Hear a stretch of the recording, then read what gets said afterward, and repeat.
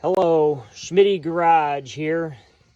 Just wanted to do a video on basic battery tools and testing, diagnostic, maintenance for do-it-yourself type stuff. A friend of mine, his Jeep wouldn't start and he wanted me to see what the problem was.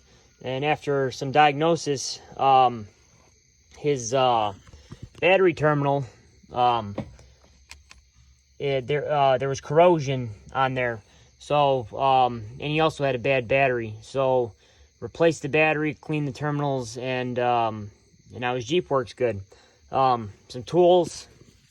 I mean, anyone can do this. If you want to save some money, 9 times out of 10, a car won't start because of a bad battery, bad starter, or corroded terminals. Most of the time. Some tools for working on batteries. I mean, all you really need is a crescent wrench. Take the terminals off. You got a battery post puller. These are fancy tools. It helps, like, for example, this post is stuck. So, I got to get this off. So you just take this battery post puller. You loosen up the handle here. Set it over the post. And then you open the jaws.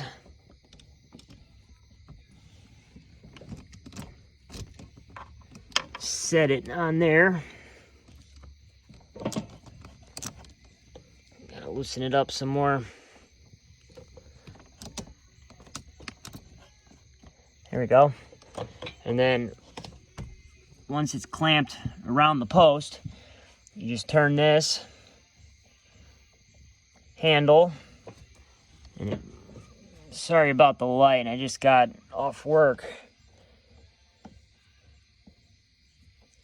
Then you just twist it.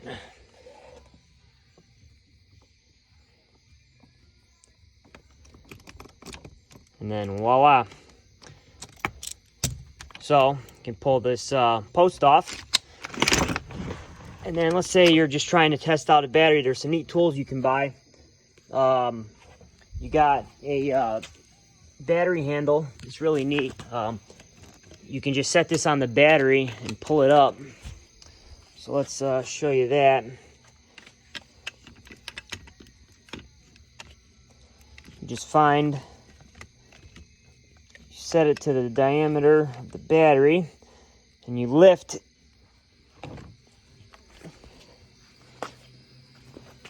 All right. Makes it nice and easy. So like I was saying earlier, a lot of times you got bad terminals. So if you can use Scotch-Brite, you can use something to clean these up. They also sell this nifty little tool. This piece cleans in the terminal. You just put it in the terminal and you spin it, and it since this lead is soft, it scrapes away the corrosion and makes a good contact.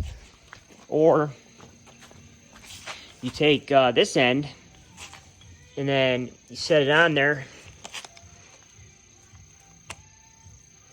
Let's see here.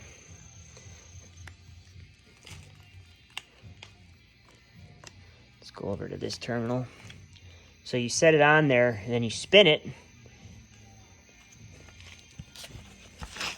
and it scrapes off the corrosion and makes a nice clean contact point.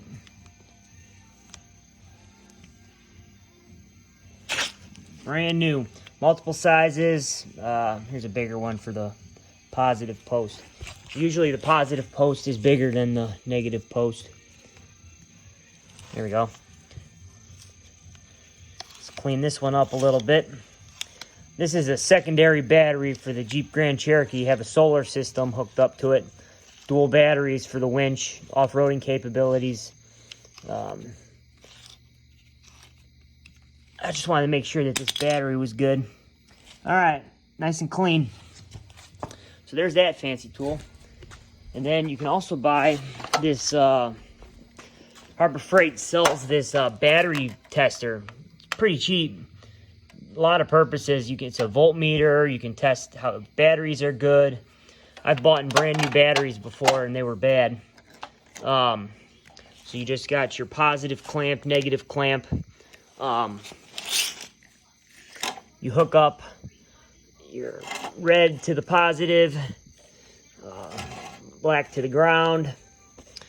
And then batteries, generally, car batteries, lawnmower batteries, should be 12.6 volts. And then you have your cold cranking amps. A lot of times batteries will have enough voltage, but not enough amperage. So this